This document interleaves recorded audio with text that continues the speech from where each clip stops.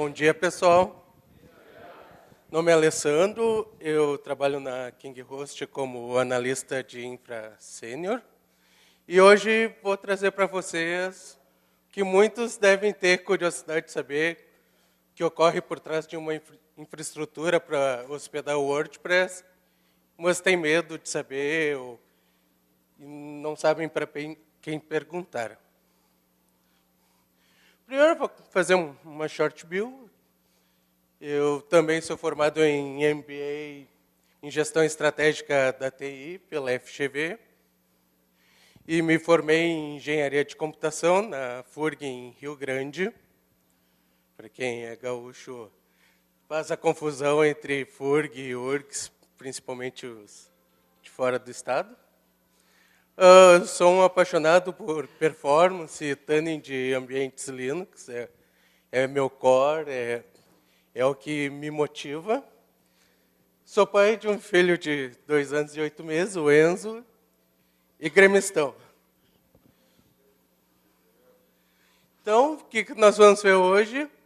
Nós vamos ver um pouco de várias formas de se montar uma infra, iniciando com o Apache PHP, que a maioria deve conhecer. Vamos falar um pouco sobre Nginx, um pouco também sobre Vernit Cache, que é um proxy reverso, e como fazer esse cache trabalhar com SSL. Vou trazer também alguns comparativos de performance entre todos esses cenários que vão ser apresentados. E, no final, algumas dicas para fazer com que vocês tenham uma instalação WordPress mais performática. Então, começando por estruturas de hospedagem WordPress, ou o que está por detrás do meu site. Primeiro, vamos pelo mais usual, que é o Apache, PHP e MySQL, a famosa pilha LAMP, que é o que a maioria do mercado oferece. Se tu for na KingHost, na LocalWeb, na Bluehost, etc., tu vai encontrar e contratar um site, vai ser esse tipo de ambiente que tu vai ter num ambiente de hospedagem compartilhada. Ele também é facilmente usado em ambientes de desenvolvimento. No Linux,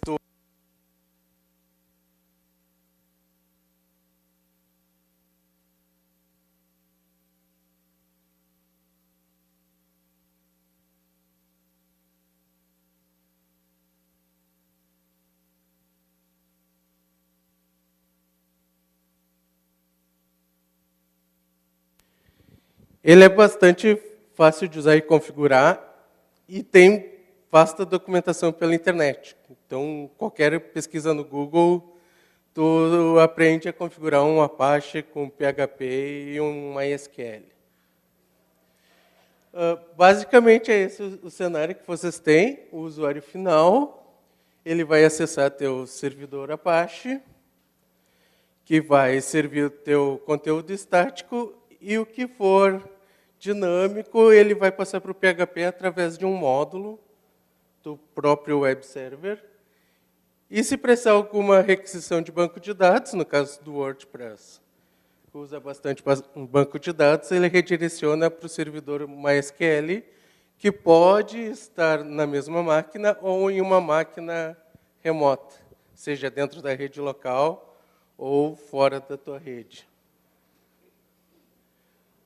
Mas também nós temos um outro cenário que agora está entrando bastante forte, que é o uso do PHP FPM, ou seja, é o PHP rodando como um serviço separado do Apache. Por que isso? Ele te provê um isolamento de pools. Cada site pode ter sua própria pool de processos. E o Apache ele fica responsável só pelo conteúdo estático. Daí, naquela ponte entre o Apache e o PHP, tem um módulo chamado ModProxy FCGI, que é por onde ele repassa as informações para o PHP, propriamente dito, processar. Agora, avançando um pouco o nível, nós vamos introduzir o Nginx, que é um web server russo, que é usado na maioria dos grandes sites, Top Alexa, no mundo inteiro.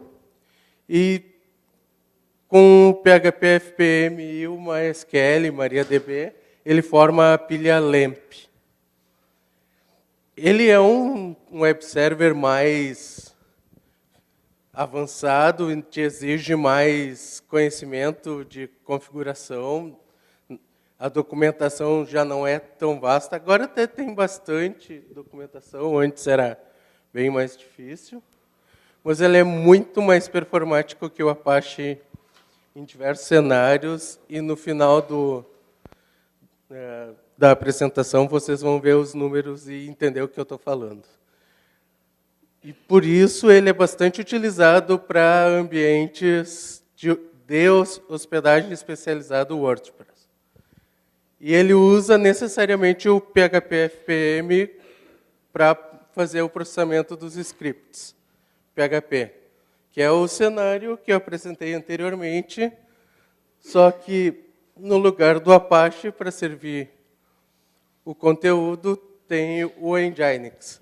Ele também suporta cache de conteúdo, configurações mais avançadas, consegue fazer cache de scripts PHP. Ele é bem performático, bem interessante.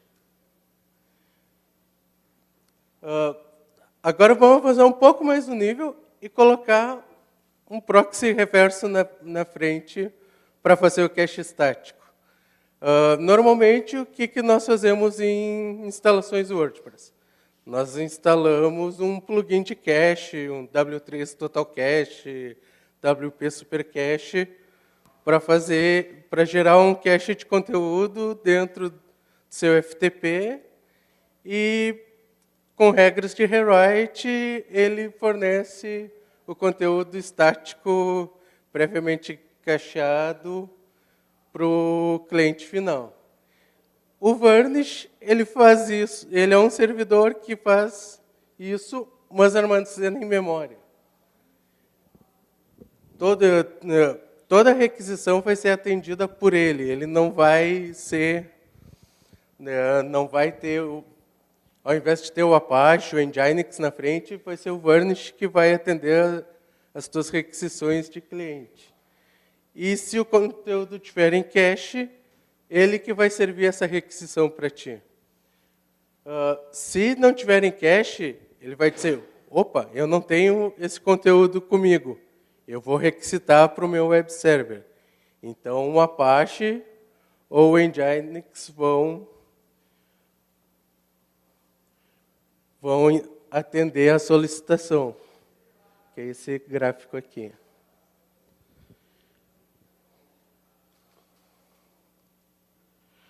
O armazenamento desse cache ele pode ser feito de duas formas. O padrão é fazer em memória, porque ele é mais performático, ele entrega muito rápido por acessar uma memória que é muitas vezes mais rápida que o teu disco local. Ou em disco, se tu está, por exemplo, num VPS, não tem muito recurso, tu pode manter esse teu cache em disco sem nenhum problema. Agora, no caso do WordPress, nós temos a área administrativa, nós precisamos fazer login. E a gente não quer que a nossa sessão seja mantida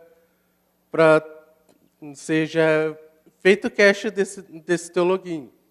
Por exemplo, se eu fizer login e eu não isolar esse cache, uma outra máquina em outro lugar do mundo vai acessar a tua sessão administrativa. Isso ninguém quer. Então, nesses casos, o Varnish pode ser instruído a não efetuar cache. Então, wp-login.php, URLs que iniciam com WP admin, tu exclui do cache. Ou, com configurações mais avançadas, tu pode usar cookies para fazer com que o cache seja gerado separadamente e aí tu usa na plenitude o Varnish.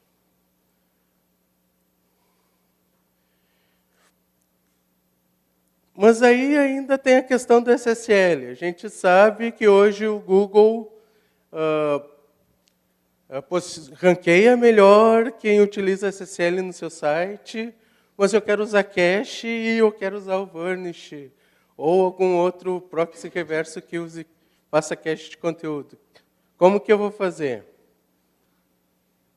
O Varnish não suporta.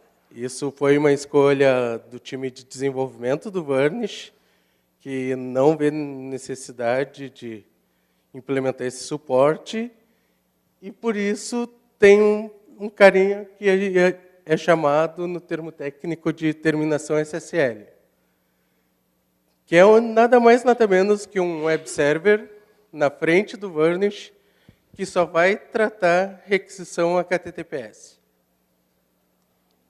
E esse web server vai fazer um proxy pro Varnish, que é ali a seta em verde. Ele requisita, necessariamente vai fazer o proxy da conexão criptografada para o Varnish. Se o cache estiver ali, ele já atende a requisição, passa para o cliente tudo criptografado. A comunicação entre essa terminação SSL e o Varnish, ela é feita via HTTP, não segue via HTTPS, para ser mais performático. Se não tiver, segue o processo normal de como é com o Varnish na frente. Ou se a tua solicitação for direto pela porta 80, o Varnish faz o atendimento dessa questão. Aí vocês devem estar curiosos. O que tudo isso faz de diferença no meu site? Então, vamos colocar isso na prática. Eu conduzi alguns testes com o meu blog pessoal. Deixa eu só mostrar aqui para vocês.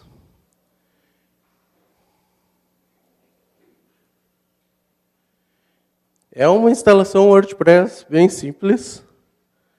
Tem uma página inicial, que é o meu currículo, e tem uma seção que é um blog, onde eu coloco coisas pessoais, anotações de conteúdo. Então, em cima desse cenário, eu repliquei algumas situações diferentes.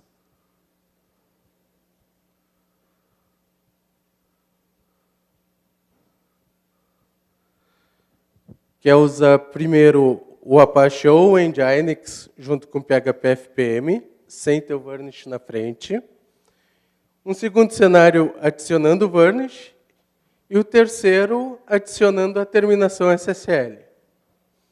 E foi feito um teste bem simples na máquina local, rodando o Apache Benchmark, no binário AB que vem no pacote Apache Utils no Linux.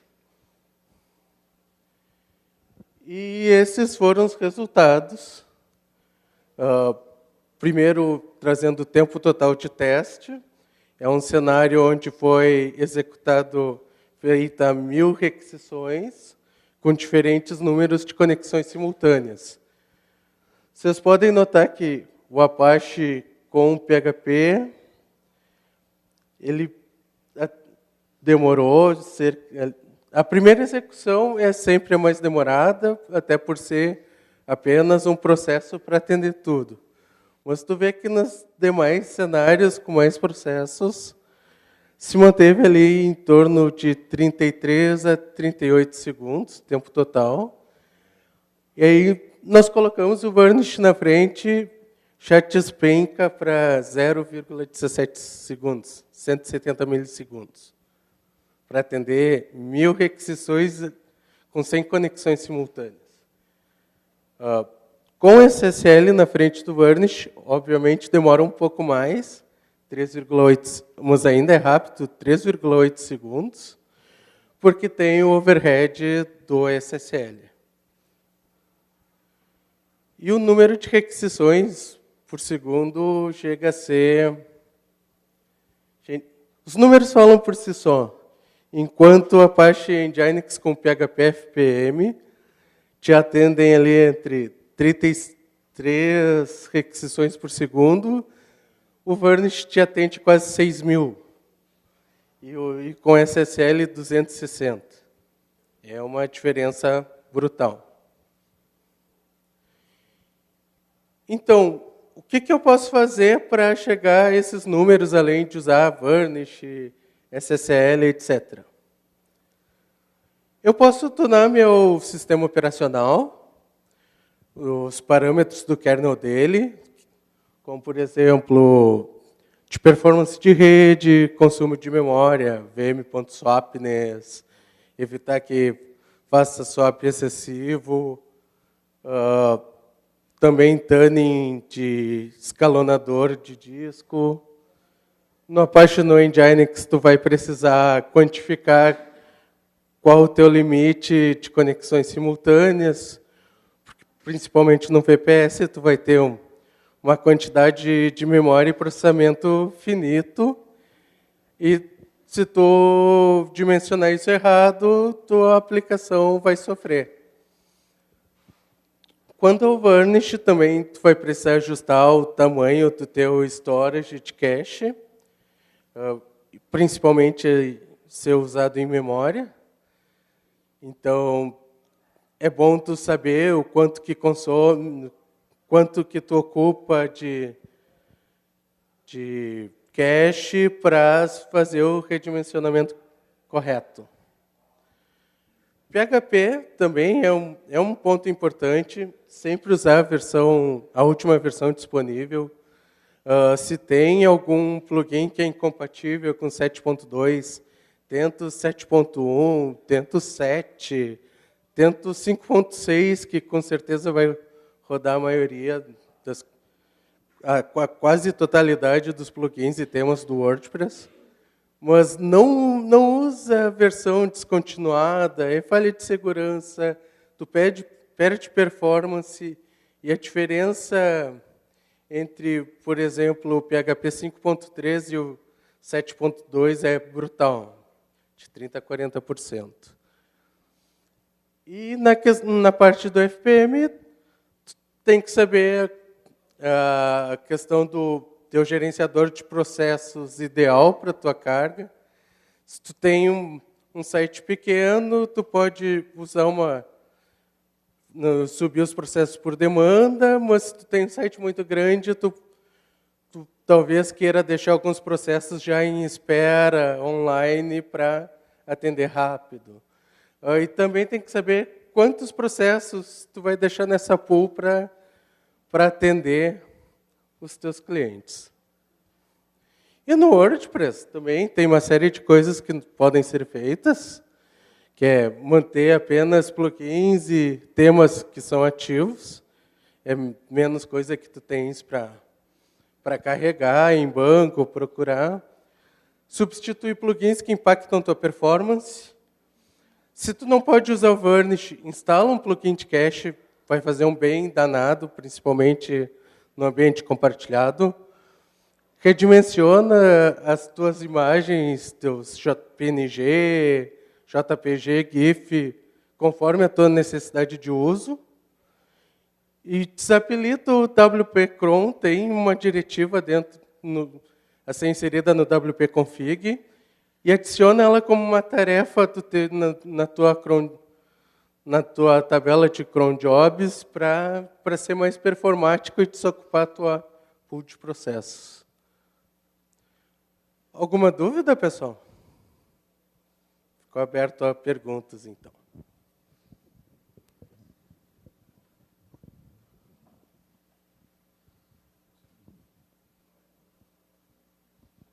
Oi,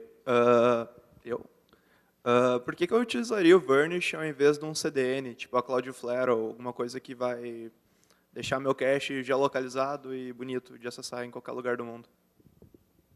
CDN ele é também uma boa opção, mas tem pessoas que preferem ou têm a curiosidade de criar seus próprios ambientes, como eu. Então, e mesmo grandes empresas de hospedagem utilizam o Varnish como uma camada de cache em seus produtos WordPress. Usar o Varnish e usar um CDN, eles são complementares, eles não se excluem. Tu pode ter o CDN para ter esse cache geolocalizado, mas tu pode ter o Varnish para ter esse dado mais rápido disponível para as localizações do CDN. Aqui, bom dia. Bom dia. Eu entendo, pelo menos o meu ponto de vista, que a performance depende de 3 sujeitos, né? Depende do servidor estar ok, do desenvolvedor ter feito o trabalho dele e do usuário também fazer a parte dele. Você concorda com esse ponto de vista e qual desses 3 sujeitos você acha que tem a maior porcentagem de responsabilidade na performance de um site? É o servidor, é o desenvolvedor ou é o usuário? Qual deles que retém a maior quantia de responsabilidade no trabalho dele? Eu concordo com a tua afirmação e pela experiência que eu tenho trabalhando com WordPress, já faz 6 anos, atuando tanto na área de suporte quanto de infraestrutura, a maioria da culpa não é o servidor, é o desenvolvedor. Utilizam plugins pouco performáticos, utilizam versões antigas do PHP, mesmo a hospedagem disponibilizando outras versões mais performáticas. O desenvolvedor não atualiza. Normalmente, o cliente que contrata o desenvolvedor para fazer seu site, depois de pronto, não faz um contrato de manutenção com esse desenvolvedor e o site fica daquele jeito eternamente. Hoje em dia ainda tenho a atualização automática do WordPress para manter o core atualizado, mas o restante depende também do dono do site ter esse cuidado. Também tem a questão de escala, né? Muitos contratam uma hospedagem de baixo custo, querendo que ela vá atender mil conexões simultâneas. Não é assim. Se tu quer algo que vai te atender em grande escala, tu vai ter que partir para um cloud dedicado, para um VPS ou até uma máquina dedicada. Então, o dono, o mantenedor do site, na maioria das vezes, é o maior culpado. Bom, nós estamos lá na empresa Vendjanix, né, com um módulo de page speed, que fez baixar bastante a velocidade do acesso no nosso site. Né? Hoje o nosso site ele tem média de 100 mil acessos diários, mas nós não usamos SSL. Eu queria saber qual a diferença, se realmente dá diferença na questão do ranqueamento do Google, o uso do SSL, e se de repente isso não ia influenciar na velocidade do carregamento do site. O Google frequentemente altera suas políticas de ranking e há pouco tempo a questão do SSL está se tornando bem impactante na questão do ranking. Ainda mais com os navegadores te acusando que se tu entra num formulário, o teu site não é seguro, por não ter criptografia. Então, Sim, é importante e sim, tem um impacto adicional. Ali no teste, nós vimos que ele tinha um impacto considerável. Ali cai bastante a performance, porque tu tem um overhead de criptografar, desencriptografar a informação. Mas isso tu pode também ajustar áreas do site que tu não querem que sejam criptografadas, as partes mais privativas tu usa SSL. Nosso tempo está esgotado agora. Eu vou estar no evento todo dia. Caso vocês tenham alguma dúvida, podem me procurar nos corredores. Eu vou estar aberto a perguntas de todos vocês. Obrigado, pessoal.